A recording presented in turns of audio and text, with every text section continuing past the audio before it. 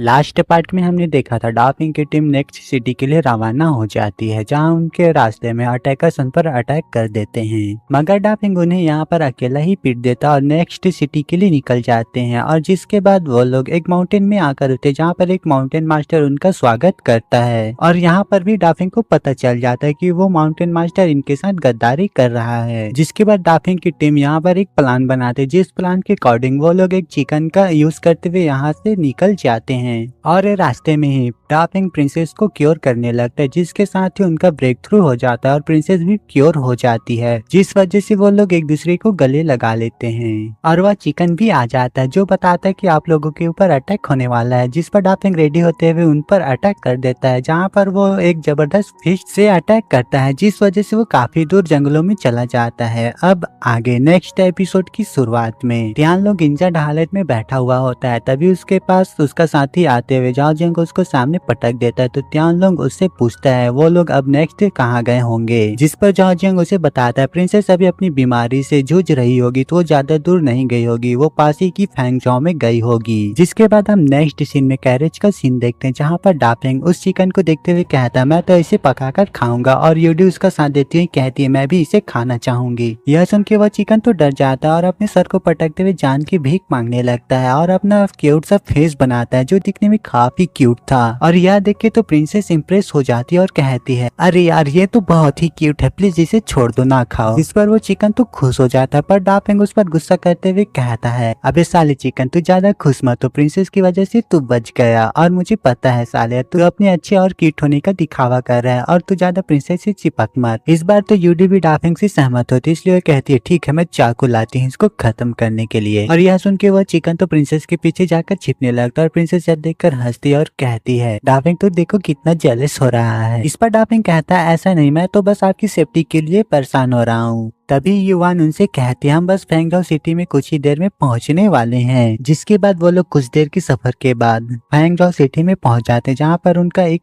Branch है, जिसके बारे में ली हुआ डाफिंग को बताता है ये फैंगजाओ सिटी में ली फैमिली का एक ब्रांच है और ये उनके रिलेटिव्स हैं। तभी प्रिंसेस अनाउंस करती हुई कहती है ली हुआ में की सभी इंडस्ट्रीज को सूचित किया जाता है, आज से गाओ चैंग के साथ कोई भी बिजनेस नहीं करेगा, अगर किसी ने मेरे अगेंस्ट जाने की कोशिश की तो वो मेरे दुश्मन होंगे और आगे उनके साथ जो भी कुछ होगा वो खुद उसके जिम्मेदार होंगे। इस पर कोई ऑब्जेक्शन नहीं लेता और वो लोग बात मान जाते हैं। फिर प्रिंसेस एक पर्सन से कहती है अंकल जी आप पूरी तरह से कैपेबल है गाओ चैंग को पकड़ने के लिए, वो मुझे जिंदा चाहिए। यहाँ पर माउंटेन मास्टर को पकड़ने की बात हो रही है। जिसके बाद प्रिंसेस अपने कमरे में आ गई होती है और मेकअप कर रही होती, तभी युवान उससे पूछती है आप पैनली के बारे में क्या सोचते हैं, जिस पर प्रिंसेस उसे बताती है पैनली एक समुद्र जैसा गहरा है, और वह हेजिटेटली बोलता है पर सोच समझ कर बोलता है। तभी वहाँ पर यूडी चिल्लाती हुई आ जाती मास्टर वो ग्रेट टेक्निक का कॉपी कहाँ गया, जिस पर प्रिंसेस उसे बताती है मैंने उसे डाफिंग को दे दिया। तो यूडी चौंकती हुई कहती है क्या आपने उसे दे दिया, ये बौद्ध रियलम का एक ग्रेट टेक्निक था, आपने ऐसा क्यों किया। जिस पर प्रिंसेस से कहती है अरे उस टेक्निक को समझना बहुत ही कठिन था और रखे उस पर धूल जम रहा था तो मैंने डाफिंग को दे दिया। जिसके बाद नेक्स्ट सीन में डाफिंग को देखते हैं जो उस बुक को पढ़ रहा होता है और उस चिकन से कह रहा था क्या तुम ठीक हो गए, अरे तुम कैसे चिकन हो जो एक डक की तरह आवाज करता है, चलो इसे छोड़ो,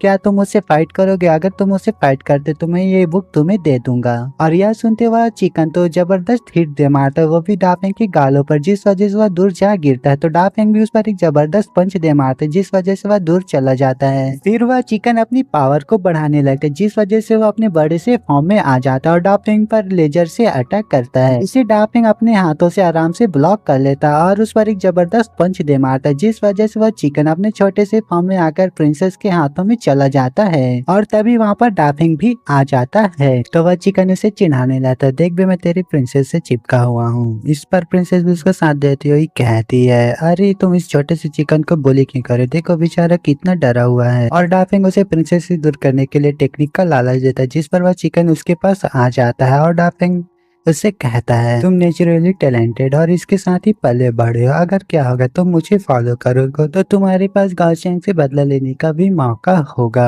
तो बोलो क्या कहता है। इस पर वह चिकन मतलब कि वह डाफिंग की बात पर सहमत है और फिर से उसे चिढ़ाने लगता है। तो उसे पकड़ने के लिए डाफिंग उसके पीछे चला जाता है। तभी वहाँ पर ली हुआ आ जाता है और वो बताता है हमें वो पर्सन मिल गया। जिसके बाद नेक्स्ट सीन में प्रिंसेस गाओ चैंग से पूछ रही थी तो गाओ चैंग तुम्हारी हिम्मत कैसे हुई आउटसाइडर के साथ मिलकर मेरे खिलाफ जाने की। इस सवाल पर गाओ चैंग डरते हुए से बताता है मैं तो आपके खिलाफ गया ही नहीं, मैं कसम खा के कहता हूँ आपके माउंटेन में पहुंचने से पहले ही 2 दिन मेरे पास झाओ जियांग आया था यानजुन के टोकन के साथ। उसने मुझसे कहा था कि डाफिंग नाम के किसी पर्सन को जान से खत्म करना है। मैंने बस आपको डिस्ट्रैक्ट किया था और डाफिंग को सीक्रेटली मार देना था। यह सुन के लिए वह से पूछता है तो तुम डाफिंग को ही क्यों टारगेट कर रहे हो। इस सवाल का जवाब देते हुए गाओ चैंग कहता है क्योंकि डाफिंग उन व्हाइट जेट पिलर को बैटल में वेपन की तरह यूज कर सकता है, बस इसके लिए उसके खिलाफ किलिंग ऑर्डर आया था और मैं तो बस उस ऑर्डर को फॉलो कर रहा था, इसमें मेरा कोई दोष नहीं है। इस पर प्रिंसेस उसे उस ऑर्डर के बारे में पूछती तो अपने पास एक टोकन को निकाल कर देता है, जिसे देखकर प्रिंसेस तो चौंक जाती है और कहती है ये तो प्लम ब्लॉसम ऑर्डर है। तो क्या ट्यानलुंग और यानजुन उस प्लम ब्लॉसम गार्ड के हिस्सा हैं? ये तो सीधा महारानी के अंडर में आते हैं। और यह सुन के तो वो सभी लोग हैरान हो जाते हैं, लेकिन वो डाफिंग को क्यों मारना चाहती, वो तो उसका ही डिसाइपल है। और यहाँ पर पता चलता है कि ये डाफिंग की 3rd सीनियर सिस्टर है। और गाओ चैंग अपनी सफाई देते हुए कहता है महारानी का कोई बोल सकता है क्या, इसलिए मेरे पास कोई और चॉइस नहीं था, इसलिए मास्टर मुझे माफ कर दो और कोई मेरा बुरा इरादा नहीं था, वह मई मेनर के खिलाफ। जिस पर प्रिंसेस उसे मुंह फेरती कहती है यहाँ से चले जाओ और उस ट्यानलुंग से कह दो मैं उससे डरती नहीं हूँ और फेस टू फेस सामना करें। और अब समय है अपने आप को दिखाने का। मैं वो देखूं वो प्लम ब्लॉसम गॉड कितने पावरफुल और लोगों के दिलों में कैसे डर बिठाते हैं। और ली हुआ को इशारा कर देती है गाओ चैंग को यहाँ से ले जाने के लिए। जिसके बाद अंकल ली प्रिंसेस से कहती है आप लॉयल्टी को महत्व देती है, मैं आपसे प्रॉमिस करता हूँ कि वो यहाँ से सेफली पहुँच जाएगा। जिसके बाद गाओ चैंग को देखते हैं जो अपने कैरेज के पास जा रहा होता है, तभी उसके पीछे से उस चिकन का आवाज आता है, इसलिए वो डर जाता है और कैरेज में जाकर बैठ जाता है। तभी चिकन उसके पास आ जाता है और जोर जोर से रोर करने लगती है। तभी डाफिंग वहाँ पर आ जाता है और उसे चुप कराते हुए कहता है ये तुम क्या कर रहे हो, ये सिटी है, यहाँ पर तुम लोगों को डरा रहे हो। मगर वह चिकन तो डाफिंग की बात को सुनता ही नहीं और अटैक कर देता है, जिस वजह से तो कैरेज डिस्ट्रॉय हो जाता है। तभी वहाँ पर अंकल ली आ जाता है और डाफिंग से कहता है ब्रदर डाफिंग आप ये क्या कर रहे हैं। इस पर डाफिंग कहता है गाओ चैंग अगली बार तुम अकेले मत आना, अपने साथ किसी को ले आना। और वह एल्डर डाफिंग से कहता है ब्रदर डाफिंग इसे जाने की परमिशन दे दी गई, इसलिए इसे जाने दो। मुझे विश्वास नहीं अगर सिस्टर में खुद नहीं कहती मुझसे तो।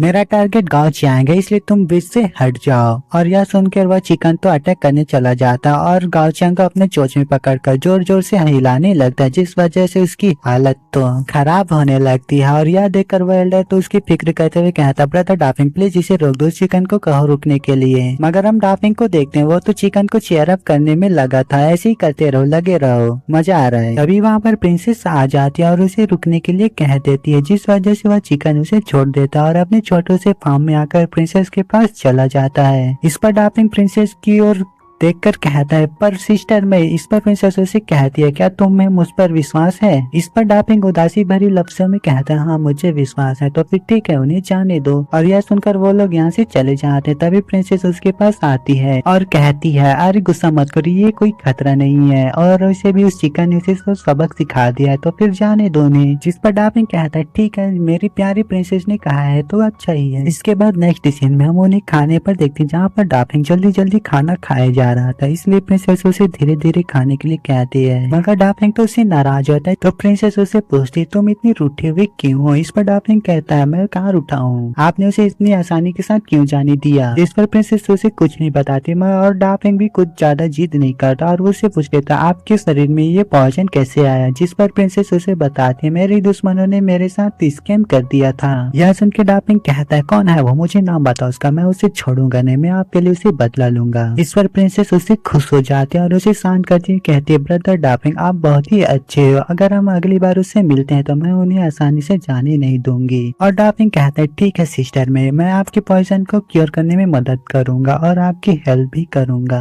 तभी वहाँ पर एक एडर आ जाता है और कहता है एक स्पेशल मेहमान आए हैं। फिर वो लोग उनसे मिलने बाहर आ जाते जहाँ पर वही कमीने होते, जिन्हें देखकर तो डार्लिंग बौखला जाता है और कहता है अरे तुम सब कमीने यहाँ पर। और टियान लोग प्रिंसेस से कहता कि आप अभी भी जानना चाहते हैं हम यहाँ पर क्यों हैं। तो प्रिंसेस उससे कहती है मैं और डार्लिंग बड़ी सी बड़ी मुश्किल और छोटी सी छोटी मुश्किल का सामना किए हैं और वो भी कुछ ही दिनों में। तो आपको क्या लगता है मुझे उस पर ज्यादा भरोसा करना चाहिए या आप पर? जिस पर टियान लोग कहता है ठीक है मैं सीधे मुद्दे की बात करता हूँ, मैं प्लम ब्लॉसम गार्ड का कमांडर हूँ और वो भी व्हाइट बटालियन का। इस पर प्रिंसेस उसे प्रूव करने के लिए कहती है, जिस पर वह बंदा एक जेट टोकन को निकालकर उस पर अपना ब्लड डाल देता है, जिस वजह से वह टोकन ग्लो करने लगता है। इसका मतलब कि वह सच कह रहा है। और वो कहता है क्या आपको अभी भी संदेह है? तो प्रिंसेस उसे पूछती है तो आप क्या चाहते हैं? जिस पर वो कहता है जैसा कि हमने कहा कि हमें वो पर्सन चाहिए और हमारा सिर्फ एक ही टारगेट है इसे एलिमिनेट करना। और डार्लिंग की तरफ उंगली करते हुए कहता है और वो और कोई नहीं वो पर्सन है, तो उसे हमारे हवाले कर दो, हम यहाँ से चुपचाप चले जाएंगे। और यह सुन के डार्लिंग कहता है क्या तुम मुझे मारना चाहते हो? जिस पर टियान लोंग कहता है जी हाँ ये ऊपर से ऑर्डर आया है, वो भी प्लम ब्लॉसम गार्ड से, क्योंकि तुम मार्शल आर्ट के मोनोमेंट व्हाइट जेट पिलर का यूज कर सकते हो रियल में, जो कि एक इल्यूजन है, इसलिए तुम हमारे लिए खतरा हो तो तुम्हें मरना ही चाहिए। मैं तो बस माउंटेन से नीचे आया हूँ और मेरे मन में तो किसी के खिलाफ कोई गज नहीं है। तो वो कौन है जिसने तुम्हें ऑर्डर दिया? मैं उसे देखना चाहता हूँ। इस पर वह कहता है अरे देखो तो क्या कौन है जो अभी मरने वाला है। जिस पर डार्लिंग कहता है देखते हैं कौन यहाँ पर मरता है, ये सिस्टर मे की टेरिटरी है, भूलो मत, अगर तुम यहाँ पर ट्रबल करोगे तो तुम अपने मौत को बुलावा दे रहे हो। इस पर टियान लोंग एटीट्यूड के साथ कहता है प्लम ब्लॉसम गार्ड के खिलाफ इसके भी जाने की हिम्मत नहीं है, जानना चाहो तो देख सकते हो। और उसके सोल्जर्स डार्लिंग पर अटैक कर देते हैं, जिसे डार्लिंग अपनी पावर की मदद से रोकने की कोशिश कर रहा होता है। पर वो 3-4 लोग एक साथ अटैक कर रहे होते हैं, जिन्हें डार्लिंग ब्लॉक करने की कोशिश कर रहा होता है और प्रिंसेस की तरफ देखता है इस उम्मीद में कि वो हेल्प करेगी, मगर प्रिंसेस तो उससे मुंह फेर लेती है। और यह देखिए तो डार्लिंग सदमे में चला जाता है, मानो अब तक प्रिंसेस ने उसका यूज किया और इस सदमे के कारण डार्लिंग फाइट बैक नहीं कर पा रहा था और वह मार खा जाता है। इस वजह से उसके मुंह से खून आ जाता है और यह देख के प्रिंसेस को उसकी फिक्र तो होती पर वह कुछ नहीं कर पा रही होती है। इसके बाद टियान लोंग से कहता है प्लम ब्लॉसम के ऑर्डर के खिलाफ कोई नहीं जा सकता, तुम्हारी सिस्टर में अच्छी तरह जानती है सिचुएशन को, तो तुम बिना वजह के विरोध न करो और अपनी मौत को स्वीकार कर लो। और डार्लिंग अपने इंजर्ड हालत में सीधे सीधे प्रिंसेस से पूछता है आप जानते थे कि ये लोग मुझे यहाँ पर मारने आए और आप मुझे यहाँ पर ले आए ताकि ये लोग मुझे आराम से मार सके। और यूडी से कुछ कहने वाली होती है, तभी उसे युवान रोक देती है और प्रिंसेस को देखते हैं जो बेबस खड़ी होती है। तभी टियान लोंग अपने सोल्जर्स को अटैक करने के लिए बोल देता है, जिस पर सोल्जर्स अटैक करने चले जाते। तब डार्लिंग अपने पावर को रिलीज करता है, जिस वजह से वो लोग दूर फिका जाते हैं। और वह चिकन से पूछता है क्या तुम मेरे साथ हो या नहीं। इस पर चिकन तो उसके साथ आ जाता है और जोर से रोर करने लगता है और डार्लिंग उस पर बैठकर यहाँ से भागने लगता है, जिसके पीछे वो सभी लोग जाने लगते हैं और युवान भी उनके पीछे जाती है। और डार्लिंग जब मार्केट से गुजरते तो वहाँ पर लोग इसे देखकर तो हैरान हो रहते हैं और कहता है यार इतना बड़ा मुर्गा, ये दुनिया में कुछ भी हो सकता है। जिसके बाद युवान प्रिंसेस के पास आकर बताती है डार्लिंग यहाँ से दूर चला गया और टियान लोंग उसे कुछ नहीं कर सकता, तो प्रिंसेस आपको फिक्र करने की जरूरत नहीं है। और प्रिंसेस उस पर्सन की ओर घूर कर देखती है तो वह पर्सन डर जाता और कहता है प्लम ब्लॉसम गार्ड के हाथों से आज तक कोई नहीं बच पाया और आपने ये फैसला लेकर अच्छा किया उनके हवाले डार्लिंग को करने का। यह सुन के तो प्रिंसेस उस पर भड़क जाती है और कहती है क्या तुम मुझे कोई गद्दार समझते हो? तुमने ये बात कहकर मुझे ये एहसास करवा दिया कि मैंने डार्लिंग के साथ धोखा कर दिया। आखिर तुमने ये बात क्यों ही की मेरे साथ? अब से मैं तुम्हें 3 साल के लिए सस्पेंड करती हूँ और तुम क्लान के कोई भी मामले में इंटरफेयर नहीं करोगे। जिस पर वो पर्सन इसके बात को मान जाता है और यहाँ से चला जाता है। जिसके बाद यूडी प्रिंसेस से कहती है मास्टर चलो ना हम डार्लिंग को बताते हैं कि हमने उसके साथ कोई धोखा नहीं किया। इस पर प्रिंसेस उसे कहती है अब बहुत देर हो गई उसे ये कहने के लिए। और इसी के साथ ये वाला पार्ट खत्म हो जाता है।